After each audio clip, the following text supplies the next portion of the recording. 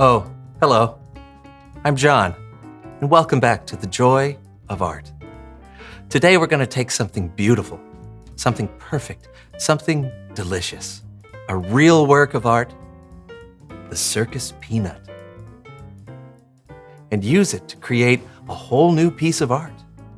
Let's give it a try, shall we? Just look at these happy little circus peanuts. They're all saying, "Hey, come to the circus. It's an amazing place.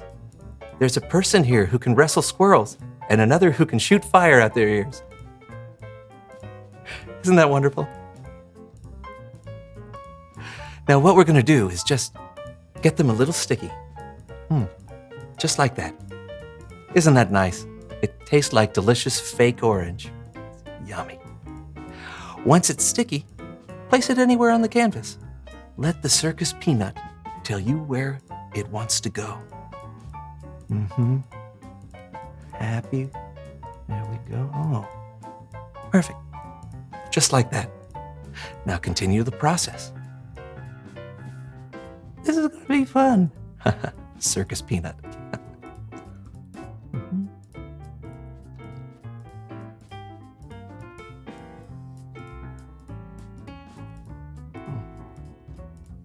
Oh, okay. I hear you, circus peanut friends. They're telling me my art is done and they're ready to be seen. Why don't we take a look at what we've created? Oh, I think I'll call this piece Sad Clown at the Circus. Because doesn't he look like a happy little sad clown?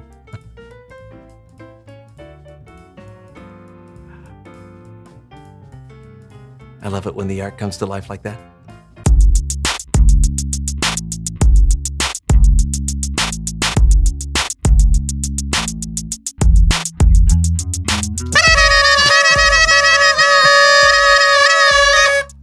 Welcome to the So-and-So Show! I'm Brandon, that's John, and we are excited about today's show. Well, as always, except that today is something special.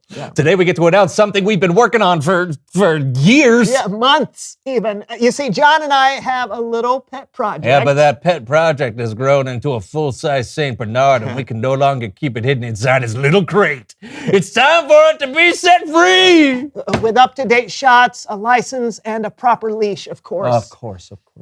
Should I tell them? Oh yeah, be my guest. Okay, so you may have noticed Brandon and I are wearing these amazing and handsome-looking turtlenecks. That's because, drumroll, our very first musical, Warm Necks, the history of the turtleneck, is finally getting produced!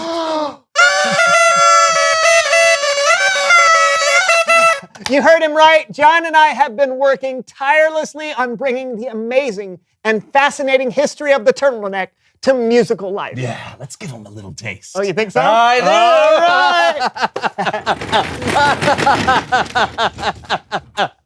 right. It started in the Dark Ages when knights suffered severe chafing while wearing chainmail. As a result, a garment that could protect the neck and torso from rough and heavy metal was born. It's the Dark Age life for us. It's the Dark Age life for us. Instead of cheering, we get chafed. Instead of knighthood, we're disgraced. It's the Dark Age life. In the 1700s, the turtleneck switched from being a status symbol to something more practical and worn in the winter. Let it snow, let it snow. This turtleneck can grow. Then, in the 1800s, the fashion moved into the sports world, where the first football uniforms were not V-necks, but the illustrious turtleneck. We don't talk about V-necks, necks. We don't talk about V-necks. In the 1950s, the fashion world was trying to get rid of the outdated turtleneck. But the hero of our story, Finn Maurice Bandana, an artist born in South Detroit, with nothing but a cold neck and a dream, kept the turtleneck alive. I am not throwing away my shirt. I am not throwing away my shirt. Even though it may look silly, keeps my neck from being chilly. And I'm not throwing away my shirt.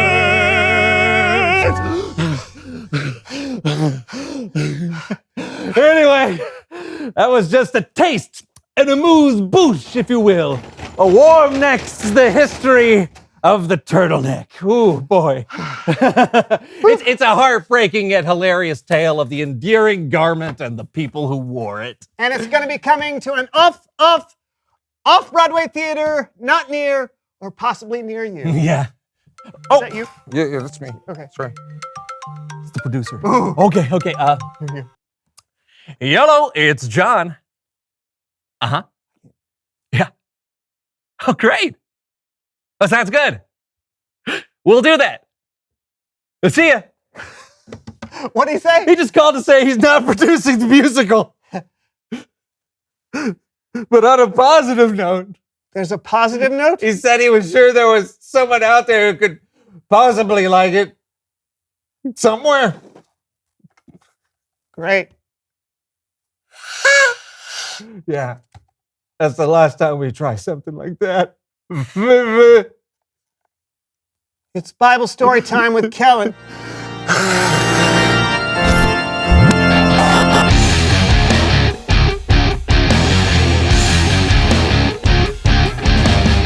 Hey guys!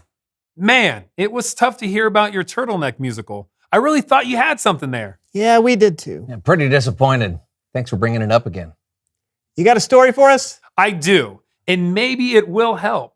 It's about two brothers who had a pretty rocky relationship, but really it's about a bigger plan. This is the story of two brothers, Jacob and Esau. This wasn't a part of my plan.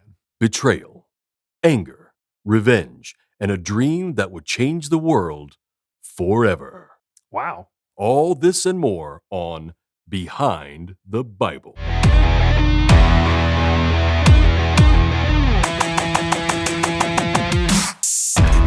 Jacob and Esau were the two sons of Isaac and Rebekah. Though they were twins, they were very different. Esau loved hunting and being outside, while Jacob enjoyed cooking and being indoors. I think I should point out here that Esau was just a little bit older than Jacob. And at that time, being the firstborn son in the family was a big deal. It was a big deal. Yeah, I know. I just. Just like narrating stories is a big deal to me, by myself, without interruption. Oh. Carry on. As the firstborn, Esau had the birthright to become the leader of the family when his father died. But Jacob came up with a plan to take the birthright for himself. This is going to make me sound kind of sneaky, but hey, I saw an opportunity and I took it. You see, I was making this red lentil stew one day when Esau came in from outside and he was hungry. Yeah, I was hungry. Hadn't eaten for, I don't know, hours. Felt like days. And when I came in and smelled that stew, I was like, well, I gotta have some of that. Now. So I said, you want some stew? Fine. Sell me your birthright. And he did. Yeah, I was like, I'm practically dying of hunger right now. What good is a birthright if I'm not alive to use it? Give me some of that stew. So I sold my birthright to Jacob. Stew was good though.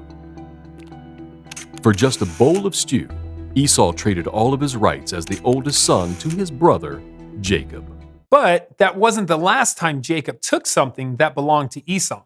Later, Listen, I didn't go to 4 years of narrator college for nothing. Just let me do my job. there's a narrator college? Later, when Jacob and Esau's father was very old, he called Esau to his side. Dad was old. He was weak. Couldn't see very well.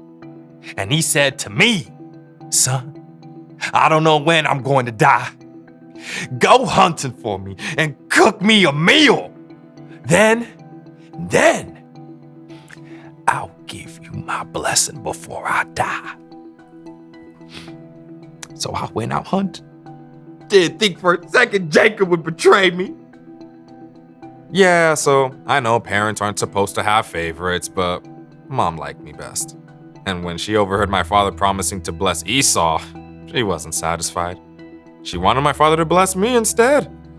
Now, we're twins, and my father didn't see so well, so she thought I could just pretend to be Esau. But he has way more hair than me. So, she covered me with the skins of a goat. That way, my skin would seem hairy like Esau's. And it worked. I told my father I was Esau, and he believed me. And he gave me his blessing. Jacob had bought Esau's birthright for a bowl of stew, and then he tricked Esau out of his father's blessing. And when Esau found out, I was so mad. I wanted to. I was so mad. I'm pretty sure Esau wanted to kill me after that. So, I ran away. Yeah, so Jacob hadn't been a very good brother. He lied, tricked, and manipulated to get what he wanted. you know what I want? Yeah, narrator, college. Jacob ran away from home, and he found himself alone in the middle of nowhere with nothing but a rock for a pillow. As he slept, something amazing happened.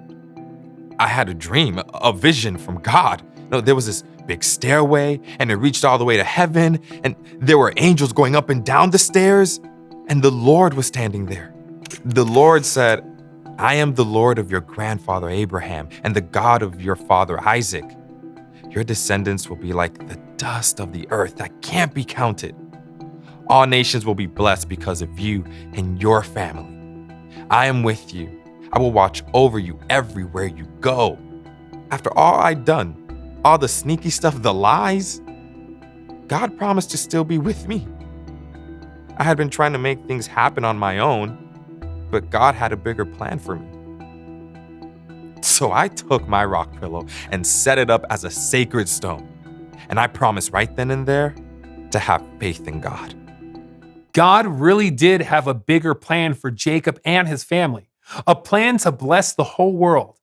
One of Jacob's descendants was Jesus, who died to pay for the sins of the world. Did Jacob make bad choices? Yes. Could Jacob still be a part of God's plan? 100% yes. God loves us no matter what, and you can trust that God has a plan. That was really good. Which narrator college did you go to? Self-taught. This has been Behind the Bible. Goodbye. What'd you guys think? Well, I love that Jacob wasn't even close to being perfect, and yet he was still part of God's big plan. I think it's great just to be reminded that there is a plan. Yep, because you're gonna have disappointments and bad days. It's gonna happen. But what we can trust is that God has an ultimate plan to make things right in the world, and that hasn't and won't change. Good to know. Thanks, Kellen. You bet. I'll see you guys next time. You know, I am disappointed about the musical, but I'm not going to give up. Yeah. We've only tried one producer and one musical. We've got way more ideas in us. We could write a musical about tube socks. Yeah, or jorts. Or some non-clothing item, maybe. Maybe. Yeah, but the important thing to remember is that God has always had a plan, so we can put our trust in God. Right on. So, reveal the question. Why are plans important? Well, if you're planning for a trip, it helps to know where you're going, how to pack, what snacks to take. Or when you're planning to build something, it's great to know what tools you'll need and the order to put things together. When someone has a plan, it's easier to trust them because they've put thought into where they're going and what they're doing. So talk about it with each other. Why are plans important? And we'll see you next week for a brand new show. See ya. They are short.